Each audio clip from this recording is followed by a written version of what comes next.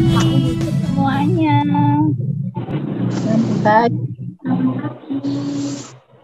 Sudah siap untuk memulai sekolah minggu?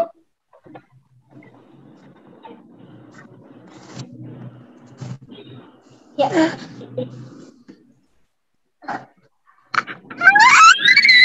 Ma. Kita mau sama-sama mulai sekolah minggu kita pada hari ini ya. Sudah siap semuanya? Kita mau sama-sama pujikan lagu Kasih Yesus Indah.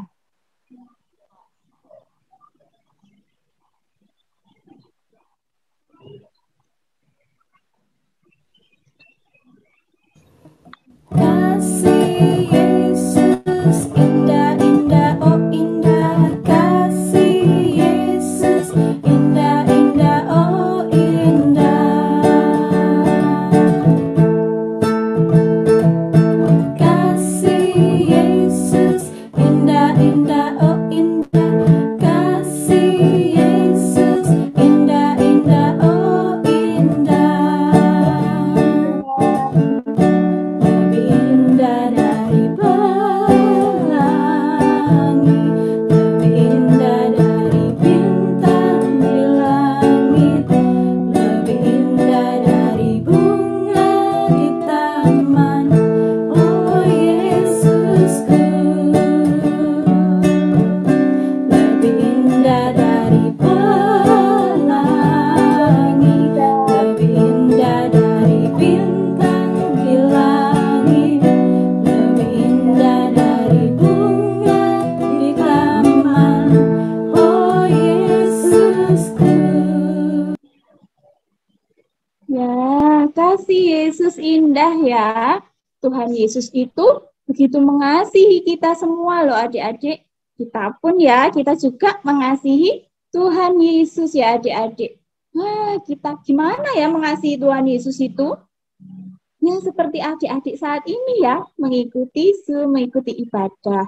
Kita mau mengasihi Tuhan dengan sungguh-sungguh ya adik-adik ya. Kita mau mengasihi papa mama kita mau mengasihi teman-teman kita mau mengasihi semua orang.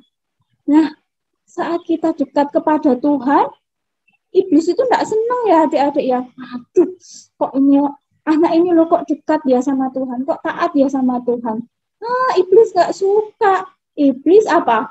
Iblis berusaha membuat kita tidak taat kepada Tuhan.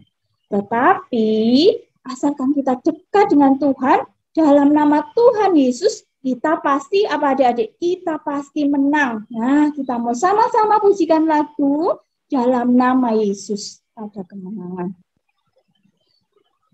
Dalam nama Yesus, dalam nama Yesus, ada kemenangan. Dalam nama Yesus, dalam nama Yesus, iblis dikalahkan.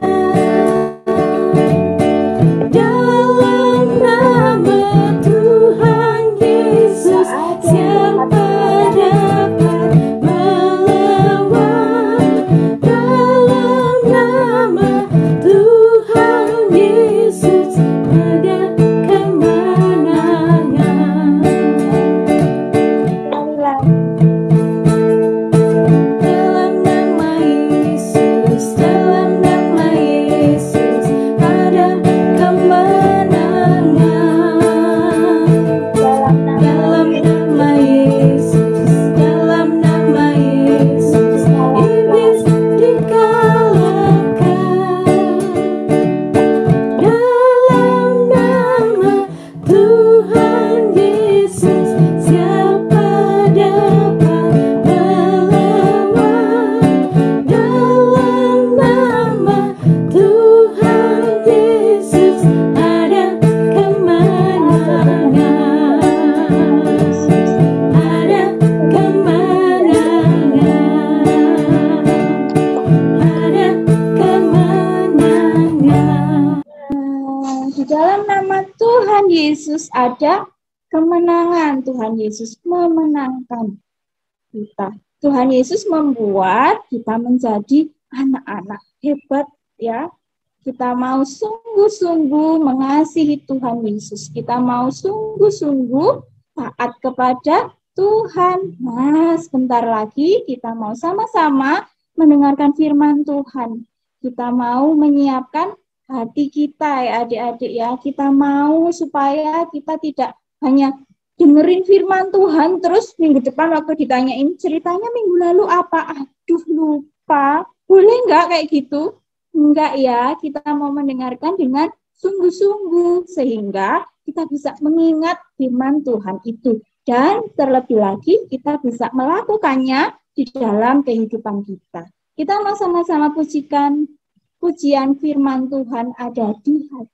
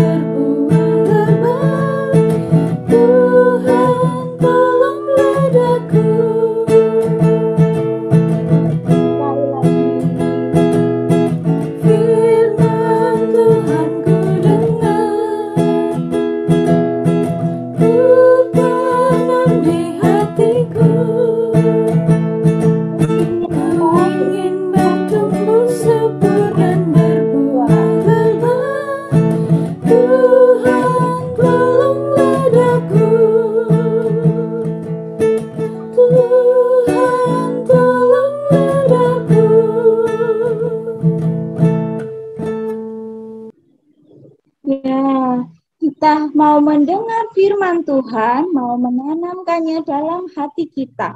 Sehingga apa? Kita bisa bertumbuh dan berbuah ya adik-adik. Nah, untuk waktu selanjutnya kita mau sama-sama mendengarkan pengumuman. Dan kita juga mau sama-sama berdoa syafaat. Untuk selanjutnya saya serahkan kepada Pak Ade. Terima kasih Kak Yela. Ya. Selamat pagi anak-anak. Bersyukur kepada Tuhan. Hari ini kita boleh beribadah. Selamat pagi. Halo, iya. Nah, dengarkan ya, ada informasi yang disampaikan.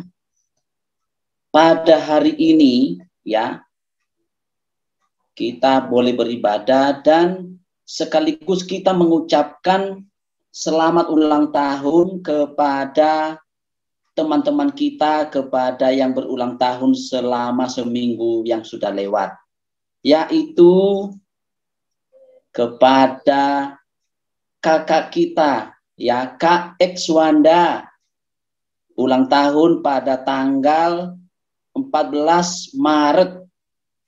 Semua anak-anak mengucapkan selamat ulang tahun kepada Kak X. Selamat ulang tahun Kak X. 1, 2, 3. Selamat ulang tahun Kak X. Selamat ulang tahun Kak X. Terima Kemudian, oke Kak. Tuhan memberkati ya Kak. Amin, terima kasih. Nah, ada lagi, satu lagi teman kita yang ulang tahun juga pada dalam minggu yang sudah lewat, yaitu Kenzo. Tanggal 16 Maret. Mari kita bersama-sama mengucapkan selamat ulang tahun kepada Kenzo. 1, 2, 3. Selamat ulang tahun Kenzo. Tuhan memberkati. Tuhan memberkati. Ya, terima kasih. Nah, anak-anak, itu dua keluarga kita yang berulang tahun selama seminggu ini. Anak-anak tetap semangat, ya mungkin kalian sebentar akan menghadapi PTS, tetap semangat, tetap rajin belajar, tetap jaga kesehatan. Baik anak-anak, sebelum kita mendengarkan firman Tuhan, kita berdoa. Semua lipat tangan, tutup mata, berdoa. HP-nya boleh di-mute sekarang ya, dimatikan mikrofonnya. Pak Ade akan memimpin kita di dalam doa. Tuhan Yesus, terima kasih. secara khusus pada hari ini kami mengucap syukur untuk Kakak Ekswanda dan juga teman kami Kenso yang telah Engkau tambahkan usia mereka. Kiranya dengan bertambahnya usia ini, mereka Kak Ekswanda dan Kenso semakin bertumbuh di dalam Tuhan, semakin sehat fisiknya. Engkau lindungi mereka dan juga keluarga mereka. Tuhan, pada hari ini kami berdoa untuk sekolah kami masing-masing, sekalipun mungkin masih melakukannya di rumah ataupun juga sudah melakukan secara tatap muka di sekolah, biarlah itu tetap kami disiplin untuk menuntut ilmu yang sangat berguna bagi masa depan kami. Berikan kami kesehatan, berikan kami kekuatan dan juga sukacita, termasuk kepada papa dan mama kami, kiranya juga Engkau menolong dan melindungi mereka. Kami berdoa untuk gereja kami, gereja Persekutuan Kristen, Engkau berkati para hamba Tuhan dan juga seluruh jemaat, agar bersama-sama bersatu di dalam melayani Tuhan dan mengembangkan pekerjaan Tuhan di gereja yang kami cintai. Sebentar lagi ya Tuhan, kami akan mendengarkan firman Tuhan. Engkau berkati kami semua yang mendengarkannya. Engkau berkati kakak-kakak kami yang menyampaikannya, supaya melalui firman Tuhan yang disampaikan dalam bentuk cerita, kami boleh diberkati dan firman Tuhan itu memberikan kami berkat yang indah, yang selalu bermanfaat, berguna untuk kebutuhan hidup rohani kami. Kami menyerahkan waktu kami selanjutnya hanya di dalam nama Tuhan Yesus. Amin.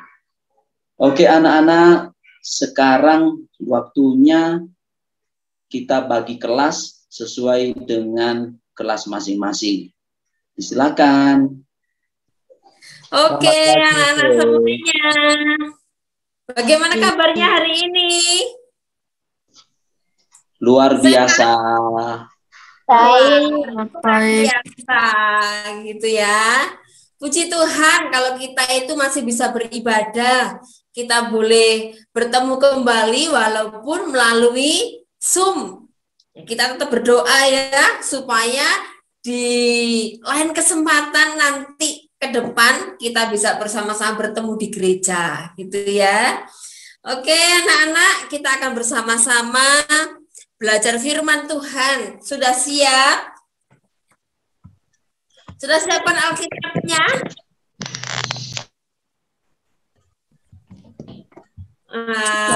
Mana Alkitabnya? Oke.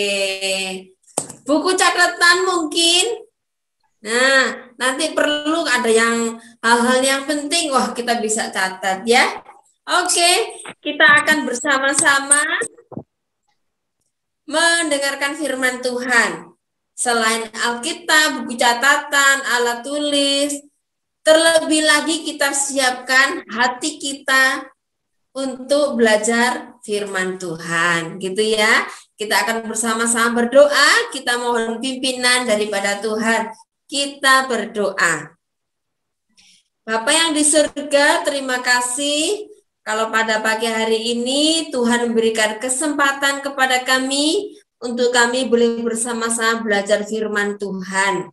Tuhan tolong, Tuhan berkati setiap kami semuanya, baik anak-anak juga hamba-Mu yang akan bersama-sama mendengarkan firman-Mu. Tuhan tolong supaya kami boleh mengerti, memahami firman Tuhan dengan baik, serta dapat melakukan dalam hidup kami hari lepas hari. Terima kasih Tuhan Yesus, dalam nama Tuhan Yesus kami berdoa dan bersyukur. Amin. Nah, anak-anak masih ingat cerita firman Tuhan minggu lalu?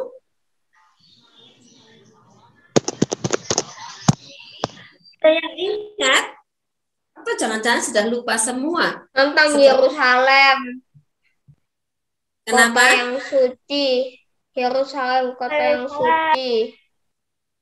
Oke. Ya. Yerusalem, kota yang suci. Iya. Firman Tuhannya minggu lalu itu tentang Yerusalem, kota yang mulia, tetapi dia itu yang membunuh Tuhannya. Itu tentang bagaimana Tuhan Yesus itu menyampaikan penderitaannya itu yang ketiga kepada murid-muridnya. Betul kan? Bagaimana Tuhan Yesus itu akan disalibkan pada waktu itu. Nah, dan hari ini kita akan belajar bersama bagaimana awal Tuhan Yesus itu ditangkap dan akhirnya diadili. Nah, kita buka Alkitab kita dari Lukas 22. Tadi Alkitabnya sudah disediakan toh? Kita buka Alkitab kita dari Lukas 22 ayat 3 sampai ayat yang ke-6. Kita baca sama-sama ya. Lukas 22 ayat yang ketiga sampai ayat yang ke-6. Ibu baca ayatnya ganjil. Ya. Anak-anak semuanya baca ayat yang genap. Kita bergantian ya bacanya. Lukas 22 ayat yang ketiga. Maka masuklah iblis ke dalam Yudas yang bernama Iskariot, seorang dari ke-12 murid itu. Yuk anak-anak, boleh dibuka mic-nya. Ayat 4.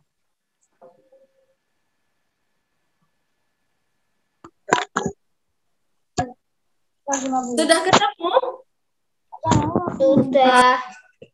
Oh, silakan membaca ayat yang keempat. Lalu pergilah Yudas kepada imam-imam kepala dan kepala pengawal bait Allah dan berunding dengan mereka bagaimana ia dapat menyerahkan Yesus kepada mereka. Oke. Mereka sangat gembira dan bersepakat untuk memberikan sejumlah uang kepadanya. Ia menyetujui dan mulai dari waktu itu ia mencari kesempatan yang baik untuk menyerahkan Yesus kepada mereka tanpa setahu orang banyak. Oke, terima kasih anak-anak semuanya, kakak-kakak juga. Nah, anak-anak tahu temanya hari ini apa?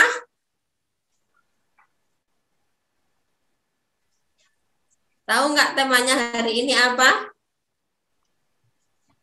Nah, temanya hari ini Iblis masuk ke dalam Yudas.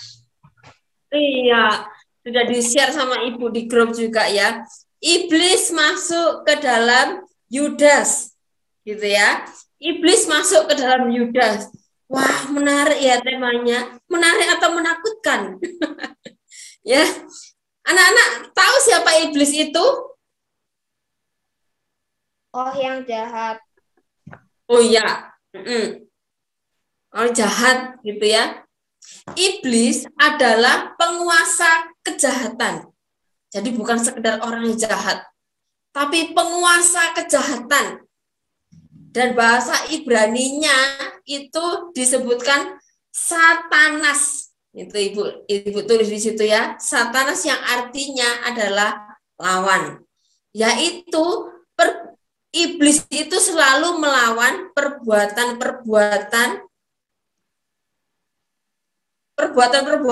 iblis itu selalu berlawanan dengan kebenaran Allah. Ya. Apa yang dilakukan oleh iblis selalu melawan kebenaran Allah. Jadi iblis ini tidak mau taat dengan Allah. Iblis ini nggak mau nurut sama Allah. Selalu bertentangan dengan apa yang dilakukan oleh Allah. Iblis ini juga melawan orang-orang yang percaya kepada Allah. Bahkan orang-orang yang percaya melakukan kebaikan dan kebenaran Allah. Anak-anak, di dalam perjanjian baru, apa yang dilakukan iblis ini juga dicatat loh oleh Lukas, gitu ya.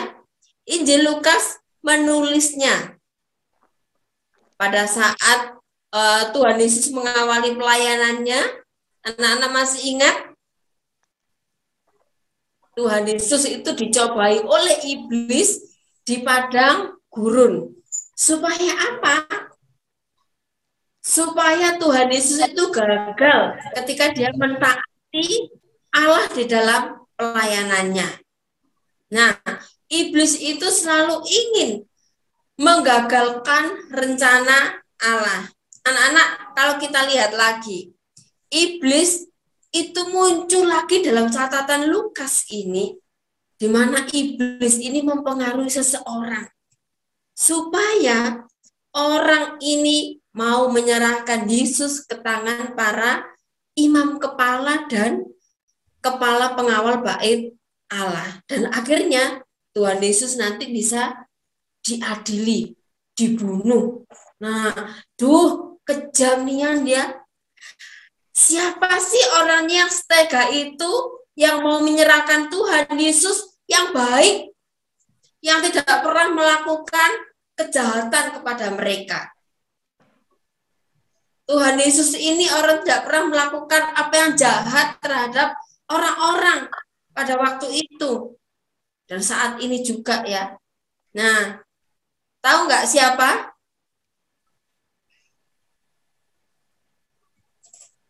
Ada yang tahu siapa orangnya? Iya, Yudas. Satu murid Yesus. Iya, Yudas. Yudas Iskariot. Yudas Iskariot ini adalah salah satu murid dari Tuhan Yesus. Muridnya Tuhan Yesus itu ada 12 orang gitu ya. Dan Yudas Iskariot ini adalah termasuk di dalamnya. Dan Yudas Iskariot ini menjabat sebagai bendahara. Namun, Yudas Iskariot ini bukan bendahara yang baik. Karena apa?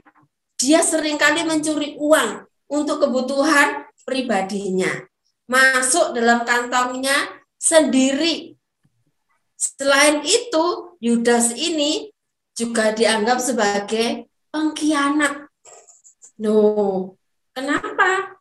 Ya, yang tadi Ibu sampaikan, karena dia telah menyerahkan Tuhan Yesus kepada imam-imam kepala dan kepala-kepala pengawal bait Allah. Kalau kita pikir, kok bisa ya muridnya ini menyerahkan gurunya sendiri kepada orang-orang yang jelas-jelas mereka itu membenci Tuhan Yesus dan mereka itu ingin membunuh Tuhan Yesus. Nah, anak-anak, kalau kita lihat Yudas, ya, Yudas ini dia itu mengikut Tuhan Yesus, ternyata ada maunya. Nah, dia itu memiliki tujuan yang tidak benar ketika dia mengikuti Tuhan Yesus.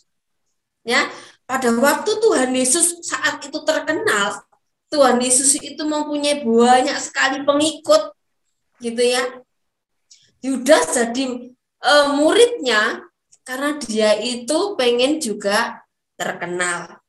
Nah, dia pengen tenar, gitu ya. Dia ingin menjadi kaya. Karena kalau Tuhan Yesus banyak pengikutnya, otomatis banyak uangnya. Nah, Yudas ingin seperti ini, ingin menjadi kaya, banyak uang, ingin terkenal, ingin tenar, gitu ya. Selain itu, Yudas juga ingin mendapatkan kedudukan yang tinggi dan lain sebagainya. Tapi kenyataan yang dialami oleh Yudas ini berbeda. Ketika dia mengikuti Tuhan, mempunyai harapan yang setinggi langit, gitu ya. Ternyata, tidak sama dengan harapannya. Kenapa? Karena ketika dia mengikuti Tuhan, ternyata Tuhan Yesus itu tidak memiliki uang yang banyak. Bahkan Tuhan Yesus itu sering menderita. Gitu ya. Ketika Tuhan Yesus tidak memiliki uang yang banyak, tidak ada uang yang bisa dikorupsi oleh Yudas.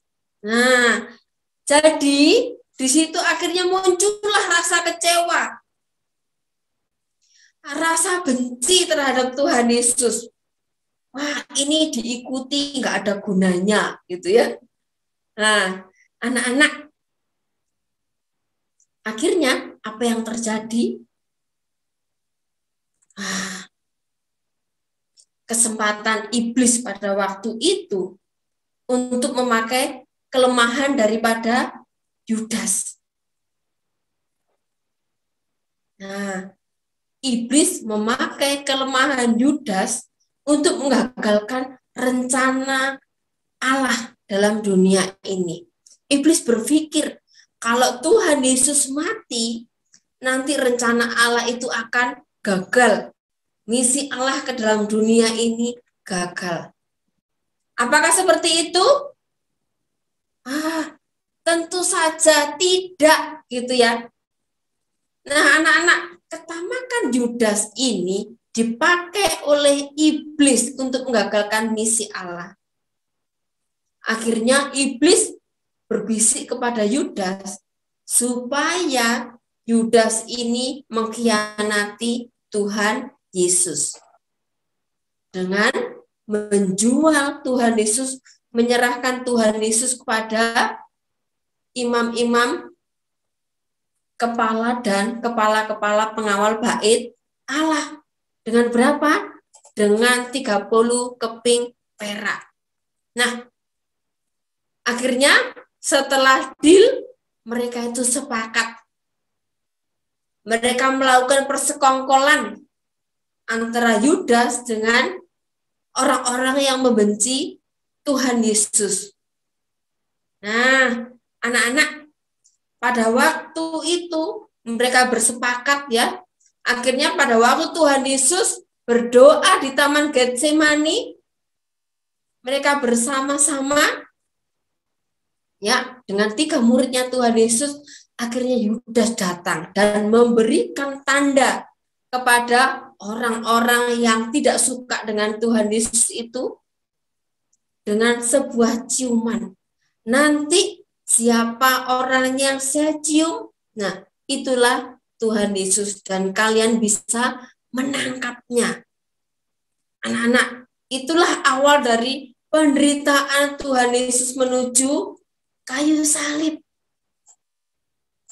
Anak-anak, kalau kita lihat begini, iblis itu sangat pintar. Dia melihat kelemahan kita. Kita harus tetap waspada ya. Dan hati-hati supaya iblis itu tidak menjatuhkan kita melalui kelemahan-kelemahan kita. Ya. Kalau di dalam 1 Petrus 5 ayat yang ke-8, di sana itu dituliskan begini. Nah, 1 Petrus 5 ayat 8. Sadarlah dan berjaga-jagalah, lawanmu si iblis berjalan keliling sama seperti singa yang mengaum-ngaum dan mencari orang yang dapat ditelannya. Nah, anak-anak, di situ dikatakan bahwa iblis itu berjalan berkeliling sama seperti singa yang mengaum-ngaum dan mencari orang-orang yang dapat ditelannya. Anak-anak, kita harus berhati-hati loh. Karena apa? Ibu katakan lagi, iblis itu sangat pintar dalam menjatuhkan manusia. Dia akan mencari kelemahan kita. Seperti Yudas tadi ya. Kalau Yudas tadi jatuh karena ketamakannya. Ya, dia mencuri uang atau yang ibu katakan tadi dia korupsi uang yang dia pegangnya. Kemudian selain itu, Yudas itu juga berbohong. Dia tidak taat. Itu sudah menjadi satu paket dalam diri Yudas. Akhirnya, Yudas mengkhianati Tuhan Yesus dengan melakukan kejahatan yang besar. Dia menjual Tuhan Yesus kepada imam-imam, kepala dan ahli-ahli Taurat. Nah, anak-anak, mungkin kita ini tidak sama seperti Yudas gitu ya. Kalau Yudas tadi korupsi uang, dia ingin kedudukan yang tinggi, ingin kaya dan lain sebagainya. Kita tidak seperti Yudas mungkin ya. Tapi ada kelemahan kita juga loh. Nah, kira-kira apa ya kelemahan kita? Nah, itu. Pernah nggak ada yang tidak taat? Nah, ada nggak yang tidak taat? Mungkin kita tidak taat kepada orang tua kita, disuruh, ayo belajar.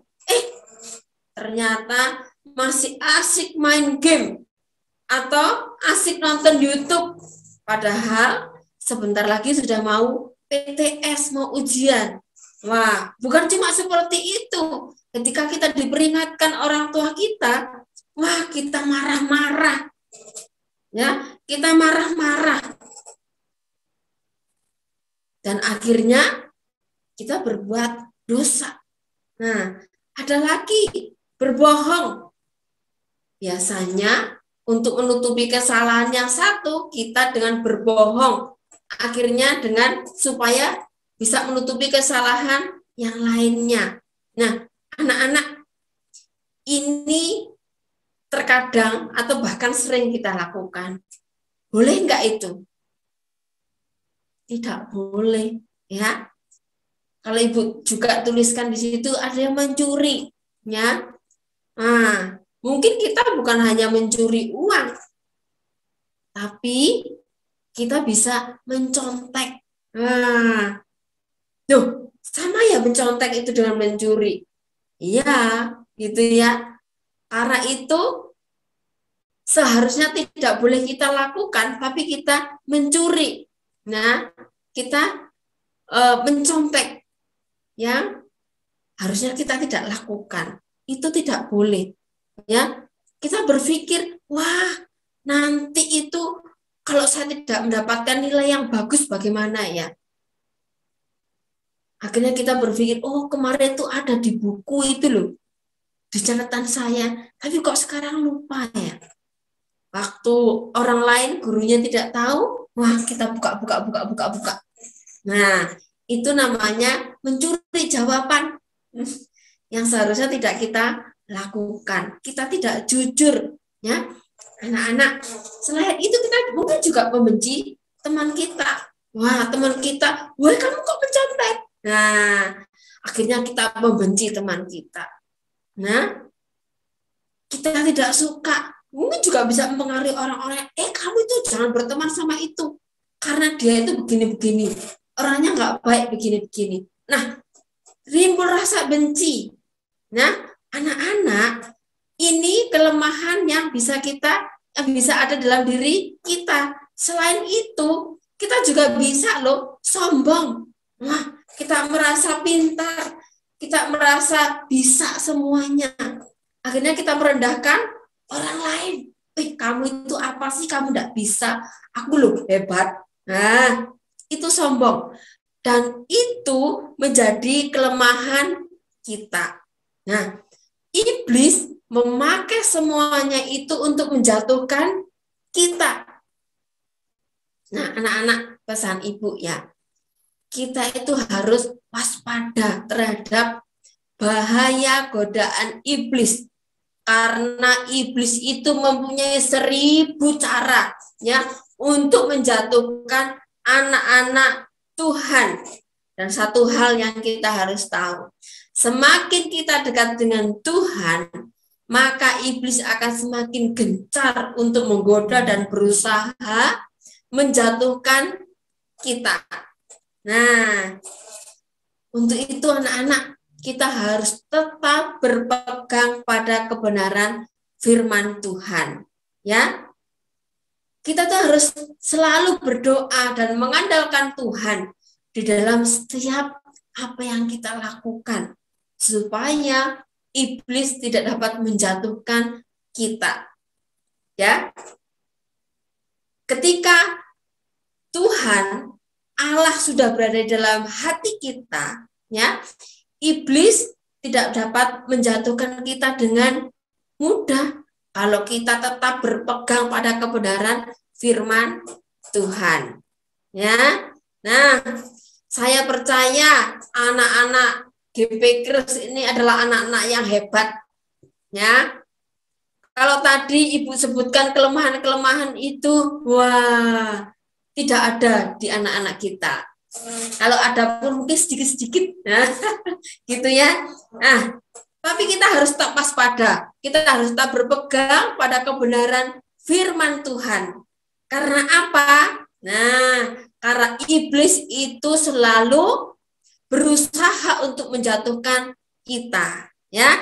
Oke, anak-anak, kita bersama-sama melakukan firman Tuhan pasti bisa semuanya. Hebat, ya. Yuk kita menghafalkan ayat hafalan kita dari 1 Petrus 5 ayat 8. Yuk kita buka Alkitab kita. Tadi ya, dari 1 Petrus 5 ayat yang ke-8. Sudah ketemu? Oh, ada di layar, boleh dibaca di situ. Kita baca sama-sama ya. 2, 3. 1 Petrus 5 ayat 8. 5 ayat 8. Adalah dan berjaga-jaga dengan musik keliling mencari orang yang dapat ditelannya. Ya. Ya. 1 Petrus 5 ayat 8. Sadarlah dan berjaga-jagalah lawanmu si iblis berjalan keliling sama seperti singa yang mengaum-ngaum dan mencari orang yang dapat ditelannya. Nah, anak-anak yang terkasih dalam Tuhan, firman Tuhan ini mengingatkan kepada kita untuk terus berjaga-jaga, ya, supaya kita tidak lengah. Tetapi kita terus waspada karena iblis itu selalu berusaha untuk menjatuhkan kita semuanya. Tetapi kita akan tetap kuat, akan tetap menjadi anak yang hebat ketika kita dekat dengan Tuhan dan melakukan kebenaran firman Tuhan. Karena Tuhan akan selalu ada dalam hati kita. Ya, oke, anak-anak hebat semuanya. Kita akan bersama-sama berdoa. Kita berdoa. Bapa yang di surga, terima kasih ya Tuhan. Karena Tuhan sudah menolong kami pada pagi hari ini. Kami boleh belajar akan firman-Mu. Kami rindu Tuhan memimpin kami untuk kami terus waspada. Kami terus berjaga-jaga dalam kehidupan kami hari lepas hari. Karena kami sadar bahwa iblis selalu ingin mempengaruhi kami dan menjatuhkan kami untuk menjadi anak yang tidak taat kepada Tuhan. Tapi kami rindu Tuhan menolong memampukan kami semuanya dan kami tetap menang. Kami tetap menjadi anak yang taat dan setia kepada Tuhan, melakukan kebenaran firman-Mu. Terima kasih Tuhan Yesus untuk firman Tuhan hari ini. Biarlah firman Tuhan ini menjadi kekuatan, menjadi peringatan, menjadi berkat bagi kami untuk kami boleh melakukannya di dalam hidup kami. Dan kami tetap setia kepada Tuhan. Terima kasih Tuhan. Dalam nama Tuhan Yesus kami berdoa dan bersyukur. Amin.